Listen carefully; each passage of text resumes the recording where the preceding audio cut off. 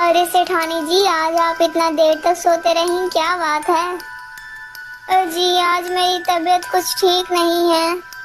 सेठ जैसे ही सेठानी जी का सिर छूकर देखता है तब उसे पता चलता है सेठानी जी को बहुत तेज बुखार है। अरे सेठानी जी, आपको तो बहुत तेज बुखार है। अरे हरिया, जल्दी से वैद्य जी को बुला कर ले आओ। हरिया तुरंत ही वहाँ पर से जाता है और जल्दी ही वैद्य के पास पहुँच जाता है। वैद्य जी आप जल्दी चलिए, हमारी सेठानी जी की तबीयत बहुत ही ज्यादा खराब है।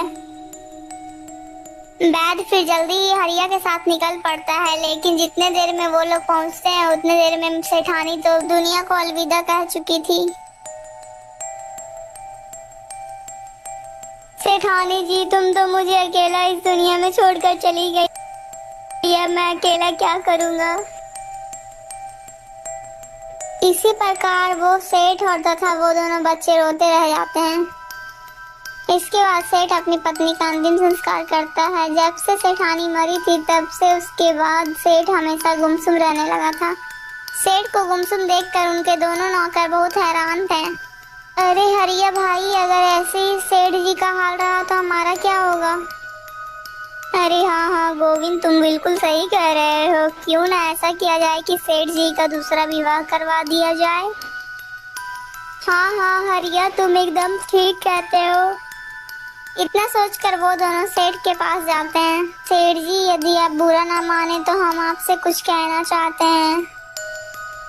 हाँ बोलो, क्या बात है हरिया, तुम मुझसे क्या कहना चाहते हो? सेठ जी, हम दोनों को आपकी यह हालत देखी नहीं जाती। मेरी मानिए तो आपको दूसरा विवाह कर लेना चाहिए।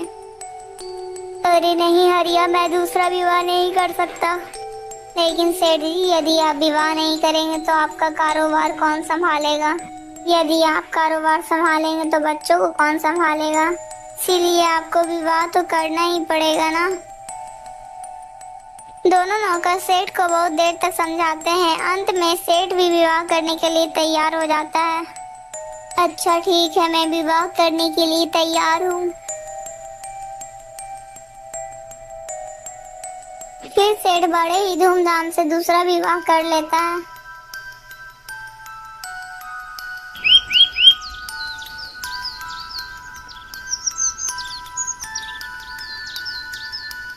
जब से वह दूसरी सेठानी घर आई थी तब से उसका व्यवहार सभी के लिए बहुत ही ज्यादा खराब था।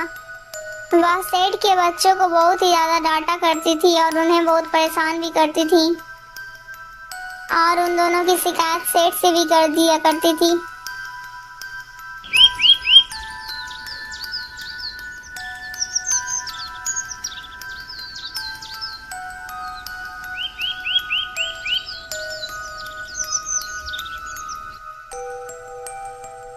अरे राम और श्याम, तुम दोनों अभी तक सो रहे हो? चलो अब जल्दी से उठो और जाकर बाजार से मेरे लिए मिठाई लेकर आओ। लेकिन माँ, घर में तो नौकर है, आप उनसे मिठाई मंगवा लीजिए। आप मुझे क्यों बाजार भेज रही हैं? अरे बदमाश, तुम दोनों मेरे से जवान लड़ाते, आने दो तुम्हारे पिताजी को, मैं तुम दोनों की शिकायत करूंगी उनसे।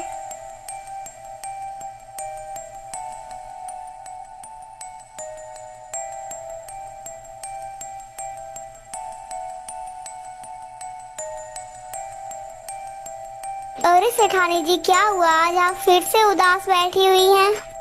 अरे जी सुनिए ना, आपके ये दोनों जो पुत्र हैं वो दिन पर दिन जितने बड़े होते जा रहे हैं उतने ही ज्यादा कामचोर भी होते जा रहे हैं।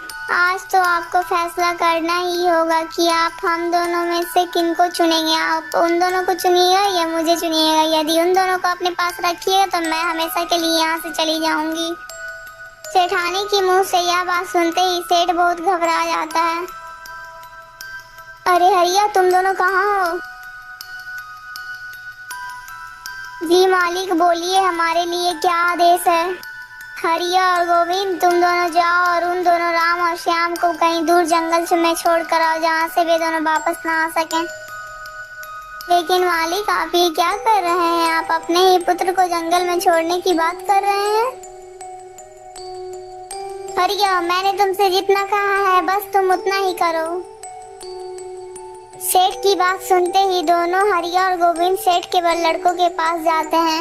हरी राम और श्याम, आज हम लोग जंगल में टहलने के लिए चल रहे हैं, चलो हमारे साथ चलो। हाँ हाँ चलिए हरिया भैया।